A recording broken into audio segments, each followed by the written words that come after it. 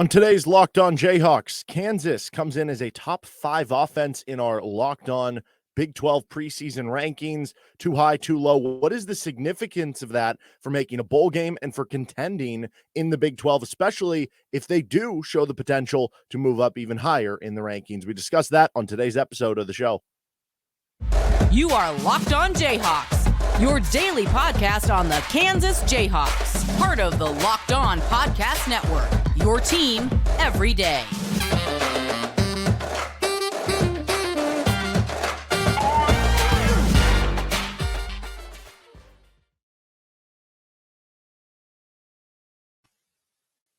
I'm Derek Johnson. You can hear me as well, Monday through Friday, 3 to 6 p.m., KLWN in Lawrence with Rock Chalk Sports Talk. Thanks for making Locked On Jayhawks your first listen every day. Thank you to all the everydayers out there for tuning in every day. You can find our podcast here with Locked On Jayhawks anywhere that you get any of your podcasts. You can also like and subscribe to the show on our YouTube page. On today's edition of Locked On Jayhawks, we're talking Kansas football. We have another one of our Locked On Big 12 community preseason polls, and it has where the offense ranks for Kansas among the rest of the Big 12 members. It's actually Big 12 Media Day later this week, Wednesday and Thursday. I'll be out there in Dallas on Wednesday, so we'll have some content coming at you throughout this week, some more KU football content. We'll even have some KU basketball content later this week as well to be on the lookout for. But let's just get right into it. Here's what the Locked On community, the members of the Locked On Podcast Network, voted as far as the top offenses in the Big 12 for the upcoming season. Oklahoma comes in at number 1. Explosive. You bring back Dylan Gabriel. You lose some key skill players, Marvin Mims, Eric Gray, but, you figure Oklahoma's going to keep humming because they just kind of always do. Texas comes in at number 2 on the list. All the skill talent in the world. Will there be a big jump from Quinn Ewers, Steve Sarkisian, offensive coach? Boom. Texas Tech comes in at number 3. That one, I don't know, not necessarily a surprise. They have Tyler Shuck. I think with him as a starter, they're 8-1 in those games, and they always have seemingly each and every year like good receiver talent and stuff. So not overly much a surprise, but if you're just looking at rankings, what you did last year, Kansas actually finished ahead of Texas Tech in some of these stats. We'll get to that in a second here. Kansas comes in at number 4 on these Locked On Big 12 rankings, which, if they end up with the top 4 offense, that's going to be a good thing. Obviously, that would be very beneficial and steer them in the right direction to making a bowl game. But there is part of you where it's like they need to be higher than number if the defense struggles, or maybe they are higher than number 4. And what does that mean? Number 5 on the list, right behind them, is Kansas State. Now with Kansas State, maybe the total numbers, the point per game numbers aren't going to be as gaudy because they maybe play a little bit slower of a tempo, but still a really effective overall. Then you have TCU in at number 6, Houston, number 7, Central Florida or UCF in at number 8, Baylor is in at number 9, Cincinnati at 10, 11th is Oklahoma, 12th YU, 13th is Iowa State, and 14th is West Virginia. So Kansas making top 5, 30 entire of the top 14, I guess, so to speak. I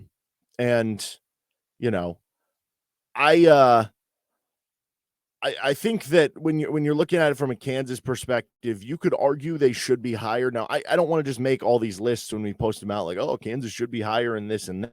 But you really can for some of this stuff. And in the case of Kansas, they were number 2 last year in the Big 12 in points per game. They averaged 35.6 points per game a season ago. Okay, so that was number 2 in the Big 12. The only team that they were behind was TCU in terms of points per game, who averaged about 39 points per game a year ago. So if you're starting there just on points per game, which I guess is the goal of the offense, right? They were number 2 last year, and you return your starting quarterback, I guess your top 2 quarterbacks, You return your top 2 running backs, and I guess your 4th string, and add a good transfer. You return your top like all of your receivers, your top 6 receivers, your entire 2 deep of the receivers. You return your entire 5-man group of tight ends. And you also return 4 of 5 starters on the offensive line, and added multiple transfers from Power 5 level schools on the offensive line. So, already on its own, you return 10 of 11 starters to the offense, and you added more pieces to it.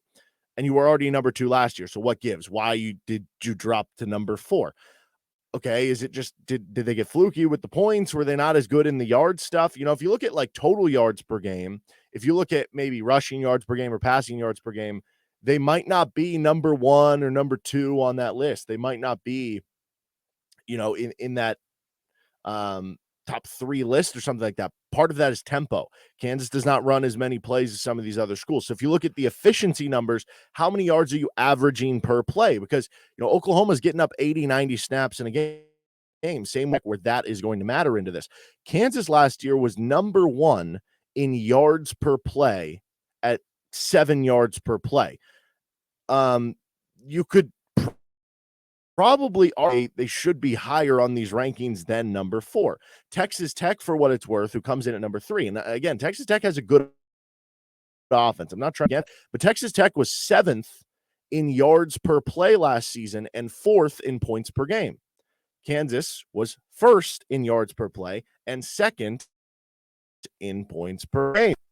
And they returned 10 of 11 starters. So it's not like, oh, Kansas was better last year, but they lose half their team. Kansas returns more starters on offense than them on offense last year, right? So why are they behind them?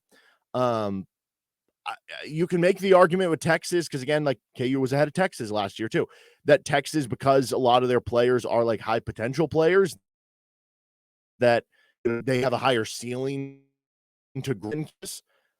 Maybe same with Oklahoma, right? Another year with Dylan Gabriel. But I guess the argument for KU to be higher on the list, it is a very valid one. I guess the argument against KU, why are they number 4? Do you have to worry about people figuring out their scheme more? Do you have to worry about the triple option game, the speed option game, all the bells and whistles that Andy Kotelnicki does, that another year in the conference and a full offseason for these teams to adjust and watch tape on Kansas? Will that have a negative effect on them? Now, I was talking to David on Rock Chalk Sports Talk a couple weeks ago, and I asked him kind of that same question, and he brought up, I thought, a very good point. So I'm going to kind of, paraphrase what David said here, that if that was such an issue, if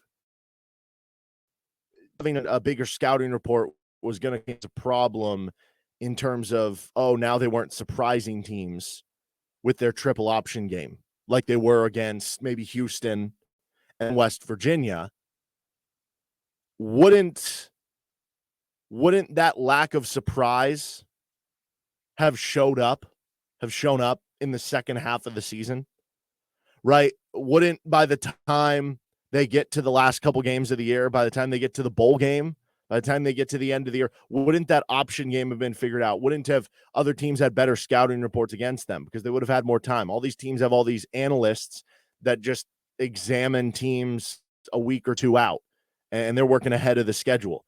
Wouldn't some of these teams have come up with a better formula to stop and slow down that Kansas triple option? And yeah, you can say, well, Kansas running numbers, maybe some of it weren't as good the back half of the season. That, I think, was more about Jason Bean in certain games being the starter and not being as good of a runner as Jalon Daniels. So to that notion, yes, maybe there is some worry that a full off season, some Big 12 teams can figure out the KU offense a little bit more, but I don't know, man. It might have just happened over the second half of the year. They have a lot of talented players on there. So number 4, it's a good offensive ranking. It's a solid offensive ranking. But if you go off last year, they were either number 2 or they were number 1 in yards per pass. I think they were number 1 or number 2 in rushing yards per. This was a dominant offense last year, and you returned 10 of 11 starters. So why wouldn't that be the case again coming up this year? All right, we're going to get on to our thoughts on Kansas being number 4 on offense and what it actually means, the importance of having that strong offense to winning games, to making bowl games, to even challenging in the Big 12. And can they even move up to be the number one offense in the conference? We're going to talk about that in just a second. First, though, this episode of the show is brought by Bird Dogs. Make you look good. Bird Dogs make you feel good. They stretch like khaki shorts. They're designed to fit slimmer through the thigh and leg, giving you a truly sculpted on the inside. They have this kind of like stretchy, comfortable material, while on the outside, they're looking really sharp. Bird Dog shorts do the exact same thing as Lululemon, but fit way better.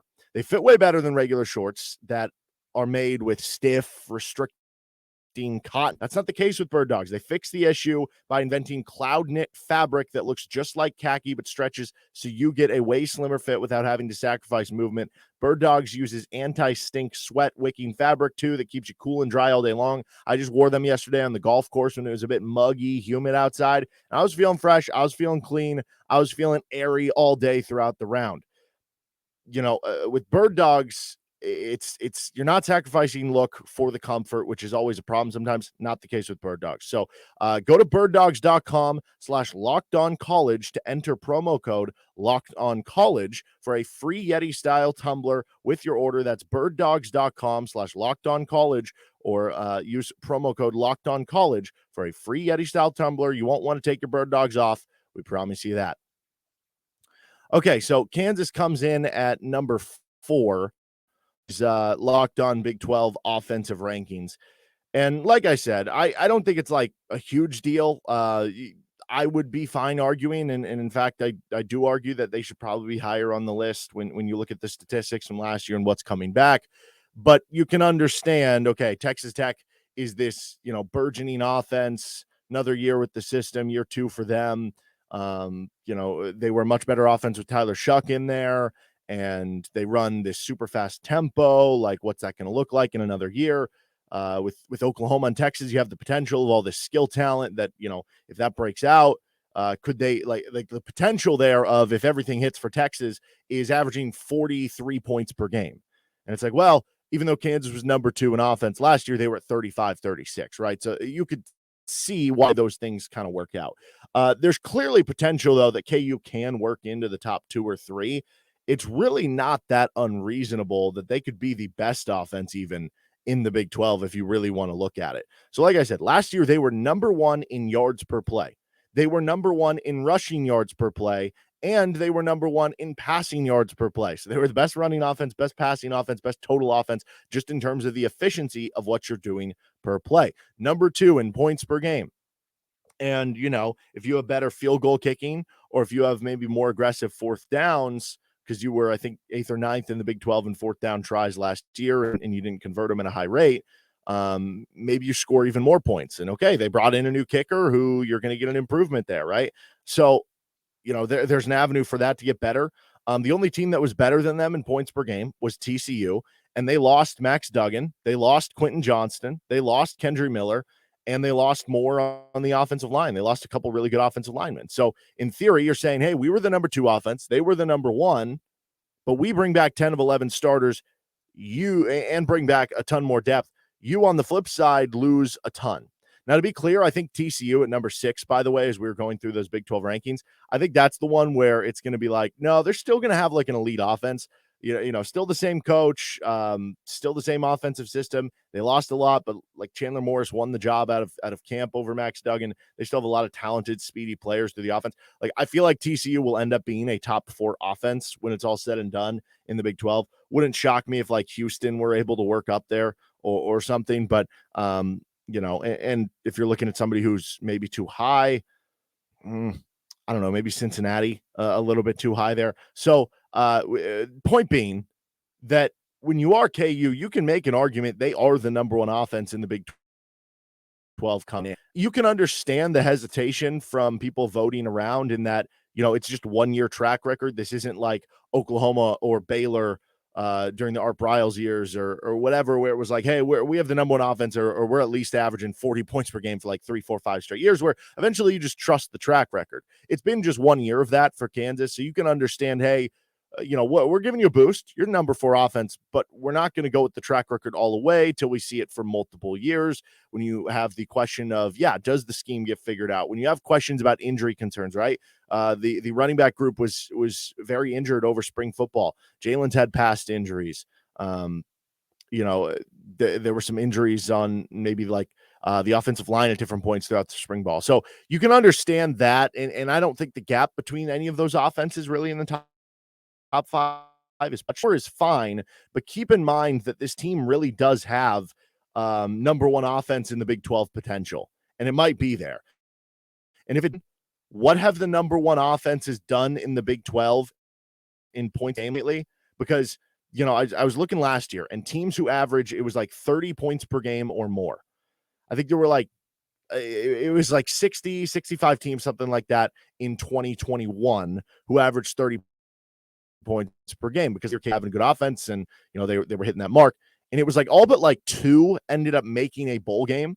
So if you can average like 30 points per game or more, your chances of making a bowl game, or at least being bowl eligible, I should say. But what happens if you're the number 1 offense in the Big 12? Let's get to that next here with Locked On Jayhawks. Finishing things up with Locked On Jayhawks. Can Kansas be number 1? And if they do, what is the importance to that? This is, I think, just interesting when you look at how things are made, because you hear the phrase all the time, defense wins championships. And, to a certain level, that still is true, but I think we've seen a shift in that over football in the last 10 or so years. Part of that is rule changes and just, I don't know, the differences in scheme and things that have gone on in football that, offense is kind of carrying the water a little bit. These were the bottom 3 teams in the Big 12 this past season in points per game. You had Oklahoma State, who averaged 30.6 points per game. You had West Virginia, who averaged 30.6 points per game. And then Iowa State, who was all the way down at 20.2 points per game. You could argue those were the 3 worst teams in the Big 12 last year. I mean, clearly West Virginia and Iowa State were the bottom 2. Those were the 2 schools that weren't bowl eligible. Oklahoma State was, a 500 team, and Kansas beat them. So, you could argue those were the worst 3, and those were the 3 lowest points per game. Meanwhile, if you look at the bottom 3 in points allowed per game, you get Oklahoma, you get West Virginia, Kansas. So West Virginia was one of the, as we just discussed, bottom 2 teams in the league last year. But, Oklahoma and Kansas were better than maybe Oklahoma State and Iowa State. If you have a top half offense in the Big 12, it sets you up better to be a bowl team than vice versa, right? Iowa State had the number 1 defense in the Big 12 and one of the best in the country. They weren't bowl eligible. TCU, meanwhile, was 1st in offense in the Big 12 and 6th in defense in the Big 12, and they went to the national title game. So the offense does carry the water here, and here are the recent number 1 point per game offenses in the Big 12. Last year was TCU. They ended up going 13-2 and were the national title runner-up. And meanwhile, they were only 6th in points allowed per game in the Big 12. 2021, it was Oklahoma 1st in the Big 12 in points per game. They went 11-2, won the Alamo Bowl. What was their defense like? 6th in points allowed per game. 2020 was Oklahoma, 43 points per game. They went 9-2. That was the COVID-shortened year. They won the Cotton Bowl. They were 3rd in points allowed per game that season on the defensive end. 2019, Oklahoma. They led the league in scoring. They went 12-2. They were college football playoff semifinalists. They also were 6th in the league in points allowed per game. 2018 Oklahoma, that offense was ridiculous. 48 points per game. That was the Kyler Murray year. 12-2, college football playoff semifinalists. They were 10th in the Big 12 in points allowed per game that season. 10th. That's the value of having an elite offense, which that team was. And you can say, yes, it did matter once they reached the college football playoff, and I will agree with that. Yeah, once they played Alabama, that's where the defense did win the championship for those other teams.